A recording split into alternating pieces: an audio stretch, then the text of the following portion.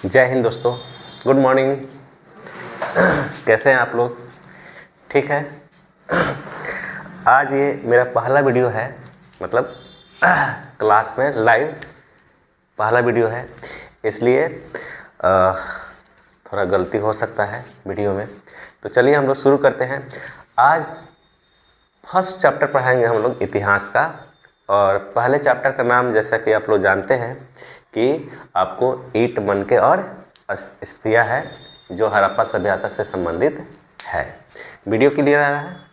दिख रहे हैं हम? बोर्ड दिख रहा है? चलो, तो बताइए विद्यार्थीगण, हड़प्पा सभ्यता के बारे में अगर बात करते हैं तो हड़प्पा सभ्यता, आपको हड़प्पा भी है कहाँ? हड़प्पा सभ्यता को सिंधु सभ्यता भी कहते हैं। हड़प्पा सभ्यता को आपको सुमेरियन की बेटी की भी सभ्यता कहते हैं। हड़प्पा सभ्यता को सरस्वती घाटी की सभ्यता भी कहते हैं, और हड़प्पा सभ्यता को हड़प्पा सभ्यता कहते ही हैं। यानी हड़प्पा सभ्यता का 4 अलग अलग नाम है, ठीक है। और हड़प्पा जो है, अभी हड़प्पा पाकिस्तान में पड़ता है। कहाँ पड़ता है? पाकिस्तान में रावी नदी के किनारे।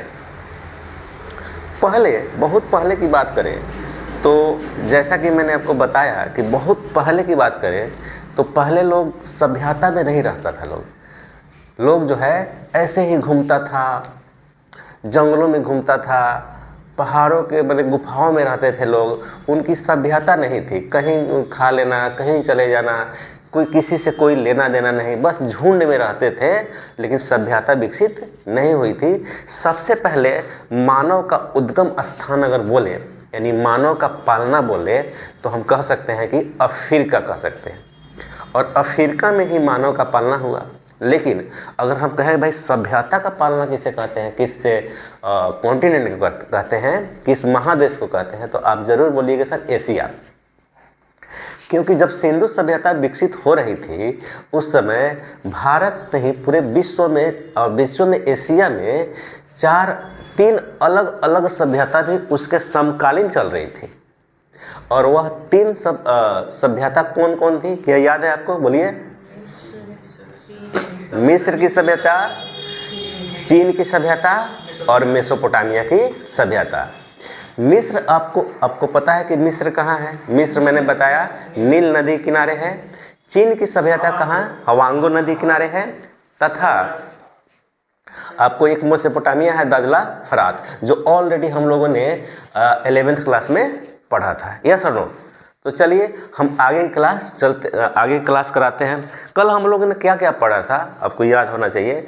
कल हम लोगों ने पढ़ा था कि सिंधु सभ्यता को हड़प्पा सभ्यता क्यों कहते हैं, ठीक। तो अगर ये क्वेश्चन अगर पूछेगा तो मैं मौखिक बता देता हूँ कि सिंधु सभ्यता को हड़प्पा सभ्यता क्यों कहते हैं। तो सिंधु सभ्यता के हड़प्पा सभ्यता इसलिए कहते हैं क्योंकि सिंधु सभ्यता में जितने भी नगर की खोज की गई थी, उसमें सबसे पहले 1921 में आपको हड़प्पा की खोज की गई थी। बात समझ में आया कि नहीं? तो हड़प्पा सभ्यता अगर आपसे पूछेगा कि हड़प्पा सभ्यता क्यों कहते हैं सिंधु सभ्यता को, आपका आंसर यही होगा कि हड़प्पा सभ्यता क्योंकि सबसे पहले नगर का खोज हड़प्पा का ही किया गया था। यस और नो? फिर उसके बाद में मोहनजोदड़ो का खोज हुआ, ठीक। फिर उसके बाद में अन्य नगरों का भी खोज हुआ, बहुत सारे नगर का खोज हुआ। आपको मैं बता दूं, अभी लगभग 3000 नहीं, 2700-2800 नगर का खोज अभी तक हो चुका है। क्लियरली मैं बताऊंगा A to Z आपको सिंधु सभ्यता के बारे में, अच्छे से समझिएगा। अब चलते हैं आगे की तरफ। अब क्वेश्चन है कि सर, आप तो कह रहे हैं कि सर इसको सरस्वती घाटी की भी सभ्यता कहते हैं, तो मैं आपको, अच्छा, इसको सिंधु घाटी की सभ्यता क्यों कहते हैं? सर एक बात बताइए, मोहनजोदड़ो तो हड़प्पा तो रावी नदी के किनारे है, तो रावी घाटी की सभ्यता क्यों नहीं कहते हैं? अभी अब बोले कि सर सिंधु घाटी के किनारे मिला। सिंधु घाटी के किनारे तो मोहनजोदड़ो था, मोहनजोदड़ो ना सिंधु घाटी के किनारे था। सिंधु नदी घाटी के किनारे मोहनजोदड़ो बसा हुआ था, और रावी नदी के घाटी हड़प्पा बसा हुआ था। तो इसको रावी नदी घाटी की सभ्यता क्यों नहीं कहा गया? सिंधु घाटी की सभ्यता क्यों कहा गया? चलिए हम आपको इसके पीछे का रीजन बताते हैं। इसके पीछे का रीजन ये था कि जब 1922, 23, 24, 25 से 1935-40 तक जो उस समय 60 या 70 जितने भी साइट खोजे गए, जितने भी नगर खोजे गए, उनमें से सबसे ज़्यादा आपको सिंधु घाटी नदी किनारे आपको सबसे ज़्यादा नगर मिले। इसलिए उस समय इसका क्या नाम रख दिया गया? सिंधु घाटी नदी की सभ्यता। या सर नो बात समझ में आया कि नहीं? अब क्वेश्चन ये है कि सर आप तो बोले हैं कि इसको सरस्वती घाटी की सभ्यता भी कहते हैं। तो देखिए, फिर जब हमारा देश आज़ाद हुआ 1947 में, तो उसके बाद खोज यह जारी रहा कि और भी क्या नगर मिल सकता है क्या। तो छोटा छोटा बहुत सारे नगर अभी उस समय मिला। तो ये पता चला कि जो लगभग 2700 के 2800, 2900 के आसपास में जो नगर मिले, उनमें से 90% नगर जो था वह सरस्वती नदी घाटी के, माने सरस्वती नदी के किनारे बसा हुआ था। उस समय सरस्वती नदी बहता था, माने उस समय सरस्वती नदी थी। बात समझे कि नहीं? अभी ना विलुप्त हो गया है, लेकिन उस समय सरस्वती नदी थी। तो उस समय सबसे ज़्यादा पता चला कि सरस्वती नदी किनारे बसा हुआ था। इसलिए वैज्ञानिकों ने इसको सरस्वती नदी घाटी का नाम भी दे दिया कि भाई ये सरस्वती नदी घाटी की सभ्यता है, क्योंकि सबसे ज़्यादा सरस्वती नदी किनारे। अब इसमें कन्फ्यूजन नहीं ना है कि सर अभी बोले कि अब सिंधु घाटी नदी में सबसे ज़्यादा नगर मिले, अभी बोल रहे हैं कि सर सरस्वती घाटी की सभ्यता में सबसे ज़्यादा नगर मिले। तो अभी बता दें, जब हम उस समय की बात करें 1945-46 के आसपास में जो सबसे ज़्यादा नगर का खोज हुआ था वह सिंधु नदी घाटी किनारे हुआ था। लेकिन अभी तक जितना भी नगर का खोज हुआ है, अभी तक 2025 तक जितना भी नगर का खोज हुआ है, उसमें मैक्सिमम नगर आपको सरस्वती नदी किनारे बसा हुआ मिला। इसलिए इसको सरस्वती घाटी के सभ्यता भी कहते हैं। यस और नो? चलिए, हैं? हाँ, सुमेरियन की बेटी। देखिए, सुमेरियन का मतलब ये हुआ कि मेसोपोटामिया का ही दूसरा नाम क्या है? सुमेरियन की सभ्यता। तो मेसोपोटामिया आपको अभी का जो क्षेत्र है वह इराक के आसपास में का क्षेत्र है। इराक का पूरा एरिया ले लीजिएगा तो आपको मेसोपोटामिया कहलाएगा। तो ऐसा माना जाता है कि कुछ इतिहासकारों का मानना है कि सुमेरियन यानी कि मेसोपोटामिया से ही लोग यहाँ पे आके बसे। क्योंकि आप जब मैप देखेंगे तो आप मान लेते हैं कि यहाँ पे समझिए यहाँ पे मान लीजिए कि आप पूरा जो है ये आपको ये जो है पूरा अफ्रीका है। क्या है? अफ्रीका है। तो अफ्रीका से लोग जो है आपको यहाँ पे तुर्की का पूरा सभ्यता था ये सब, ठीक है ना। तो ऐसे ऐसे लोग ऐसे ऐसे होके ऐसे यहाँ पे ये आपको इराक है, मेसोपोटामिया है, ठीक है ना। और यहाँ से यहाँ तक आपको ये जो है आपको इंडिया है, सिंधु घाटी की सभ्यता, ठीक है ना।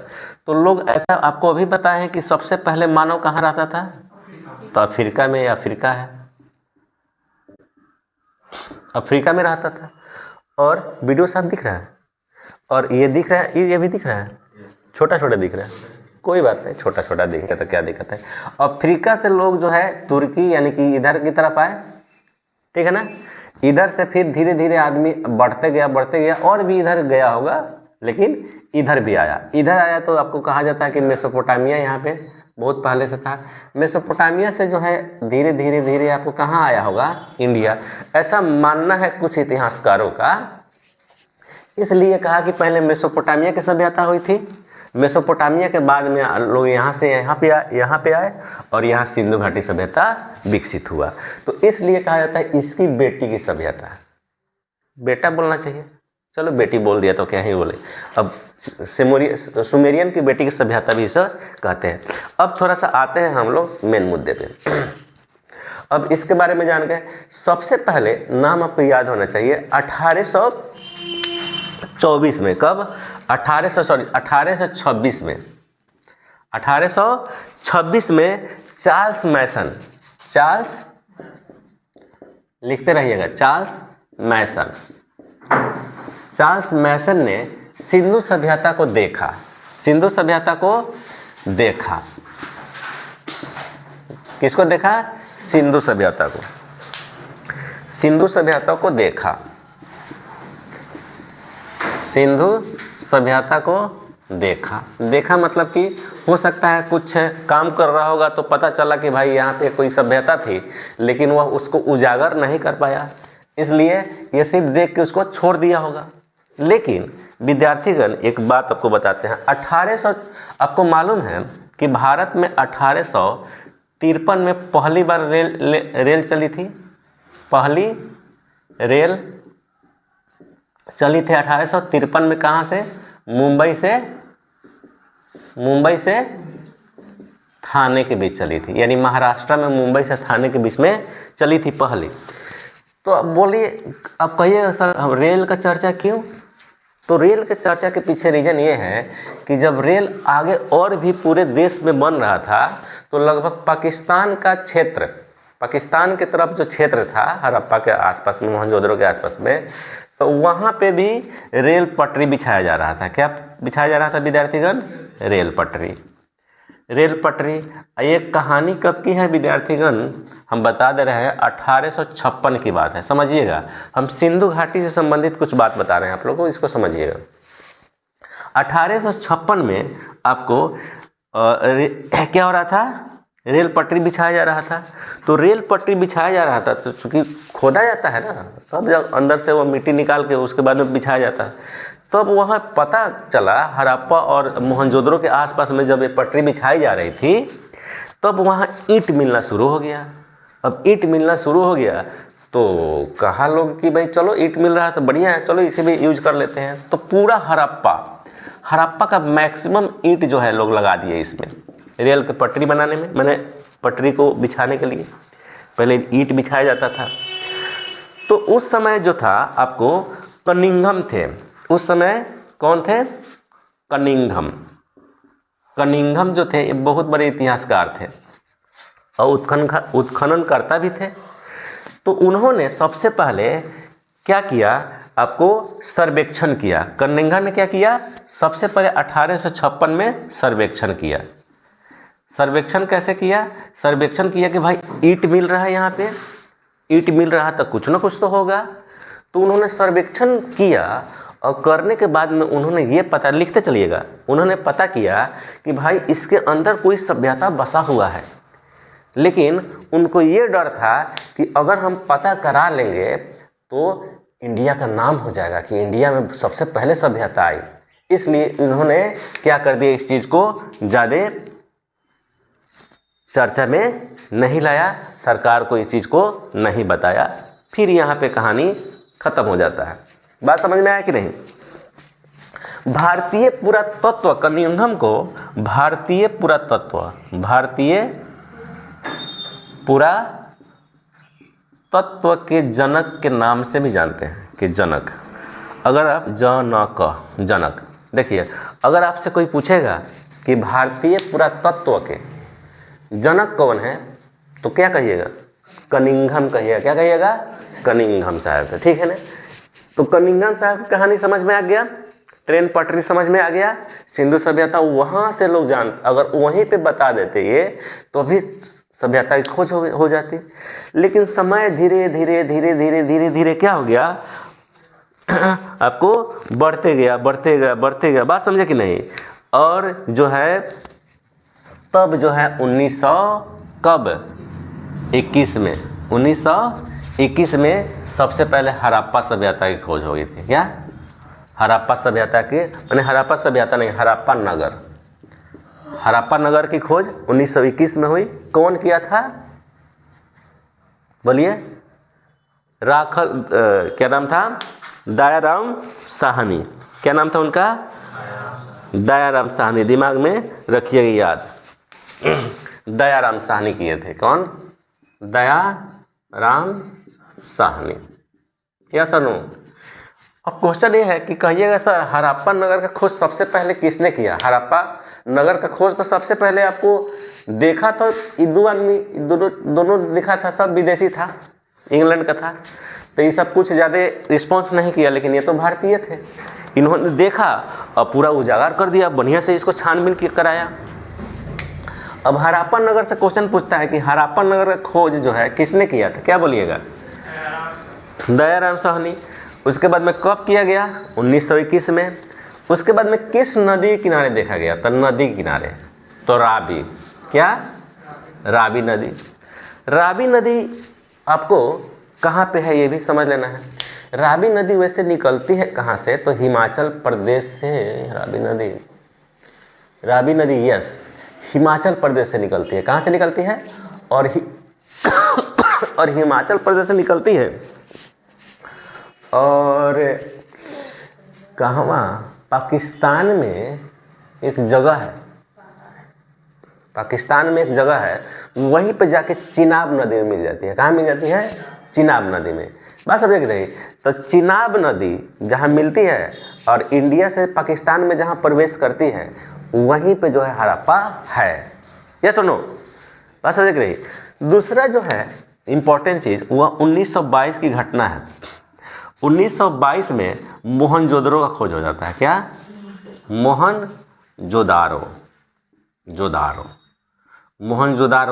मोहनजोदड़ो बोलते हैं हिंदी में, और मोहनजोदारो इंग्लिश में बोलते हैं। तो मोहनजोदड़ो हिंदी में लिख रहे हैं तो मोहनजोदड़ो। क्या सुनो, मोहनजोदड़ो का खोज किसने किया था? तो राखलदास बनर्जी। क्या नाम था उनका? राखलदास बनर्जी। यस और नो? मोहनजोदड़ो का खोज किसने किया था? अब मोहनजोदड़ो जो था यह आपको सिंधु नदी के किनारे था। क्या? सिंधु नदी के किनारे। आपको मैं बता दूं सिंधु नदी की बात, तो सिंधु नदी जो है आपको मानसरोवर के आगे ऊपर एक ग्लेशियर है गोखुर नाम का, वहाँ से निकलती है और सिंधु नदी प्रवेश करती है लद्दाख में, और लद्दाख से वह इंटर कर जाती है आपको पाकिस्तान में, और पाकिस्तान में जो है आपको मोहनजोदड़ो पाया जाता है, पाया गया, अभी है भी मोहनजोदड़ो। तो मोहनजोदड़ो ये है। तो ये दोनों कहाँ पे है विद्यार्थीगण? ये दोनों जो है विद्यार्थीगण आपको मैं लिख देता हूँ पाकिस्तान में है। कहाँ है? पाकिस्तान। दोनों पाकिस्तान में। यस और नो? चलिए आगे हम देखते हैं। कुछ कुछ स्थल का नाम हम आपको बता देते हैं।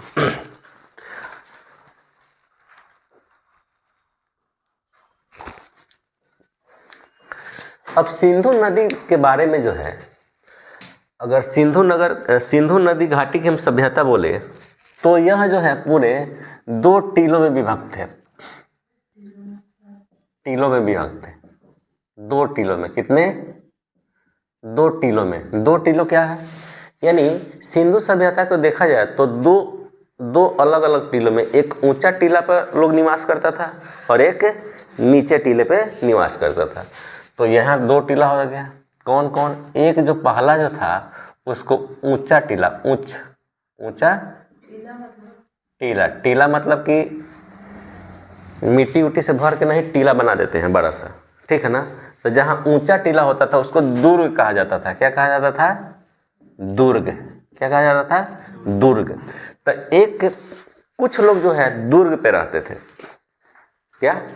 कुछ लोग दुर्ग पे रहते थे। तो दुर्ग पे जहाँ ऊंचा स्थान होता था, तो दुर्ग पे कौन लोग रहते थे? तो प्रशासनिक विभाग के लोग रहते थे। क्या? प्रशासनिक विभाग के लोग रहते थे। राजा टाइप धनी व्यक्ति। उसके बाद क्या बोलते हैं, सार्वजनिक कुछ स्थल था, सार्वजनिक स्थल यहाँ पे थे। तो ये सब चीज जो है ऊंचा टीला यानी दुर्ग पे लोग निवास करते थे। यह सुनो, ये पश्चिमी टीला भी कहते हैं इसको। क्या कहते हैं? पश्चिमी टीला कहते हैं, क्योंकि पश्चिम में लोग रहते थे स्पेशली। यस और नो? पश्चिमी टीला, ठीक है। अच्छा, और यह दुर्ग बनता कैसे था विद्यार्थीगण? तो यह जो है कच्ची ईंट का बनता था। कच्ची ईंटों को बनाते थे। माने कच्ची ईंट एक पर एक रख के बहुत बड़ा क्या क्षेत्र बना देते थे, ऊंचा स्थान बना देते थे, और वहां पे लोग रहते थे। ठीक है, तो इससे संबंधित ये हो गया। यस और नो? चलिए नेक्स्ट आते हैं हम लोग। अब जो है पूर्वी, मतलब ये जो पश्चिमी हो गया और एक हो गया इधर पूर्वी, क्या हो गया? पूर्वी टीला। पूर्वी टीला का है या फिर निचला टीला का है? क्या निचला टीला का है। ये लोग थोड़ा सा नीचे रहता था, ये मान लो ऐसे रहता था, ये इस तरह से, इस तरह से, सॉरी इस तरह से, इस तरह से, ठीक। अब निचला टीला में कौन लोग रहते थे? तो जो जाहिर सी बात है मजदूर वर्ग रहते थे। क्या? श्रमिक वर्ग रहते थे। श्रमिक वर्ग रहते थे। मजदूर जो करते थे मजदूरी, मजदूर वर्ग रहते थे, मजदूर वर्ग। कृषक लोग, ठीक है, ये रहते थे। आगे देखते हैं।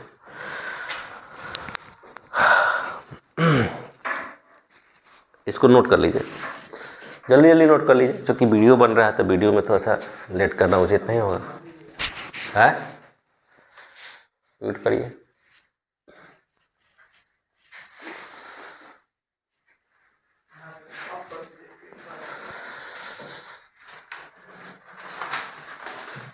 नोट कर लिए कि टाइम लगेगा? पॉज कर दे क्या?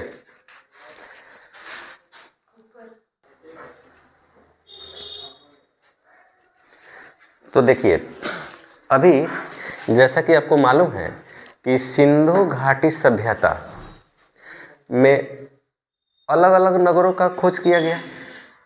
तो कुछ नगरों का मैंने नाम लिखा है, इसको याद करना है। आप याद क्या करना है समझिए, याद आपको करना है।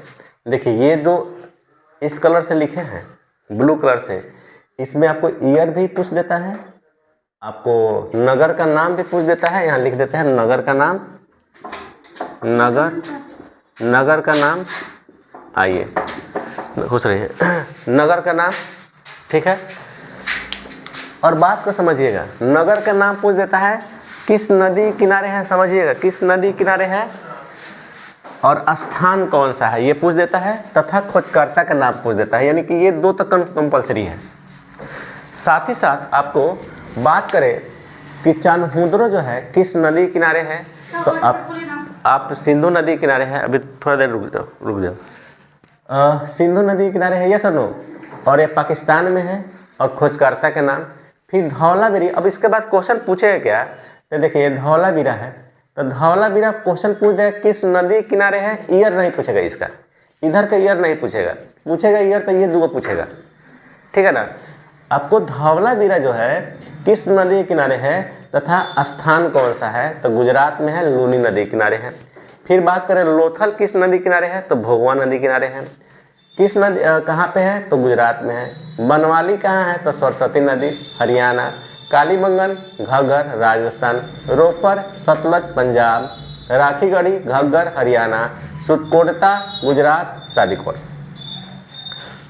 कभी कभी इसमें से पूछ देता, नहीं तो ये जरूर पूछेगा कि धौलावीरा का संबंध किस स्थान से है, लोथल का स्थान या नदी, बनमाली का नदी, ये नदी और ये स्थान आपको याद होना चाहिए।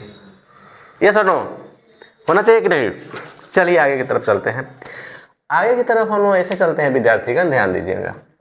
जैसे देखिए, अगर हम बात करें यहाँ पे कि चूँकि अलग अलग नगर खोज हुआ था पूरे सिंधु सभ्यता, कल हम बताए थे आपको कि अगर हम बात करें तो सबसे, अगर बात करें तो देखिए ये वेस्ट है यानी कि पश्चिम में, ये पश्चिम है, ये उत्तर है, ये दक्षिण है,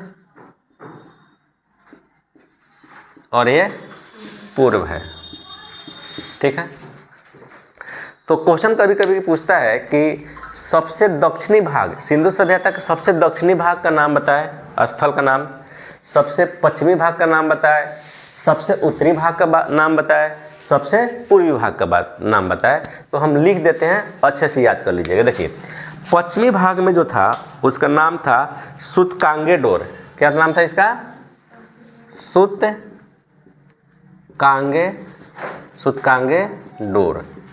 सूतकांगेडोर, ठीक है ना। और यह किस नदी किनारे था? ये भी नदी किनारे था, दास्क नदी। किस नदी किनारे था विद्यार्थीगण? दास्क नदी। तो ये आपको दास्क नदी लिख देते हैं, दास्क नदी। दास्क नदी के किनारे थे, यस और नो? ठीक है। अब ये पड़ता कहाँ है, कहाँ पे पड़ता है? तो ये आपको अफगानिस्तान में पड़ता है। कहाँ पड़ता है? अफगानिस्तान में। मैंने अफगानिस्तान बलूचिस्तान में पड़ता है। बलूचिस्तान अफगानिस्तान के आसपास में पड़ता है, यस और नो? अब चलते हैं, उत्तर में था आपको आलमगीर। क्या उत्तर में क्या था?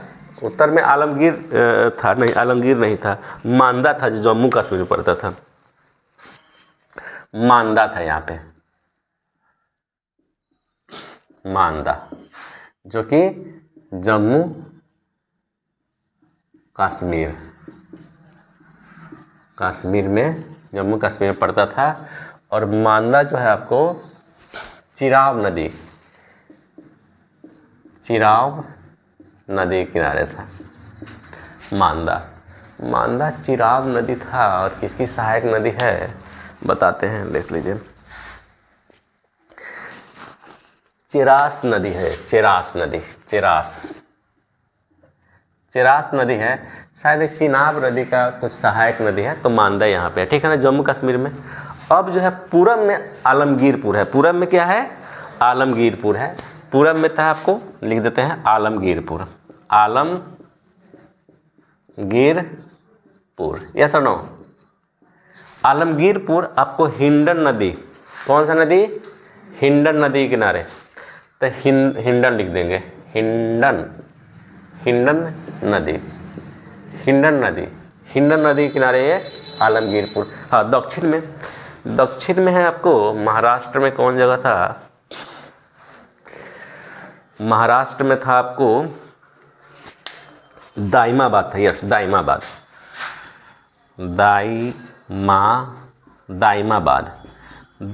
जगह पड़ता है जो महाराष्ट्र में है। कहाँ था विद्यार्थीगण?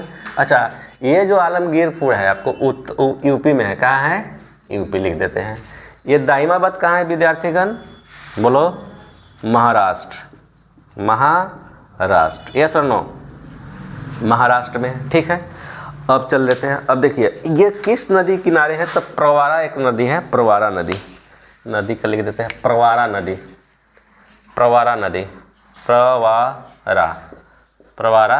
नदी, ठीक है। लिखते चल रहे हैं आप लोग, लिख लिए? अब ध्यान दीजिए, आपको लिखते चलना चाहिए क्योंकि वीडियो बन रहा है ना, तो वीडियो थोड़ा सा लंबा नहीं होना चाहिए। अब ध्यान दीजिए, ये 4 अलग अलग जगहों पे 4 अलग अलग दिशा मैंने बताया, और कहाँ पे कौन सा है ये आपको मैंने बताया। कल बिल्कुल याद होना चाहिए, अगर नहीं याद होगा तो फाइन भी लगेगा और पनिशमेंट भी मिलेगा आपको, ठीक है। अब चलते हैं इससे संबंधित। टाइम कितना हो गया थोड़ा देखिएगा, टाइम 9 o'clock हो गया क्या? 9:13 हो गया। चलिए ठीक है, आज इतना ही कंप्लीट करके रखते हैं, फिर जो है नेक्स्ट क्लास में कल हम आगे जानेंगे। यस और नो? ठीक है, चलिए।